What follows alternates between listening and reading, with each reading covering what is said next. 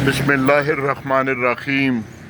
अल्लाहुम्मा सल्लि अला मुहम्मद व अला आलि मुहम्मद व बारिक वसल्लम।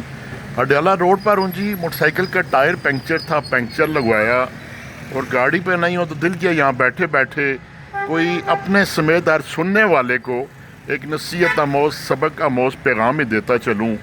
आप अगर किसी जगह पे किसी मामले में थर्ड पर्सन है और आपके सामने दो फरीकैन के दरमियान कोई मसला उलझ पड़ा है, चाहे वो मियाँ बीवी हो, बहन भाई हो, आपके दोस्त हो, हल्का भाब हो, तो खुदारा फिर उनको जोड़ने की कोशिश करें अल्लाह की रज़ा के लिए, ना कि उनके दरमियान और मुखालफत पैदा करें, किसी एक फरीक को और बोलें, दूसरे को और बोलें।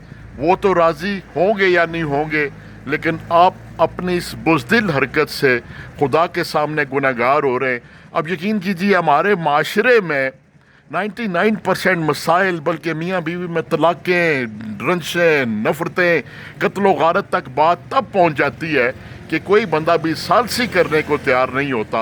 आप रोडों पे देखें, लोग लड़ रहे होते हैं तो सारे तमाशबीन खड़े होते हैं, हालांकि उनका दिल करता है कोई आके छुड़ा दे तो हम पीछे हो जाएं। ये अमेरिका और ईरान की मिसाल ले लीजिए। तो आइए, अगर आपको किसी जगह मौका मिलता है तो शरारत करने की बजाय, उनके दरमियान नफ़रतें पैदा करने की बजाय उनको आपस में जोड़िए। खुदा आपको कभी अकेला नहीं छोड़ेगा। वस्सलाम।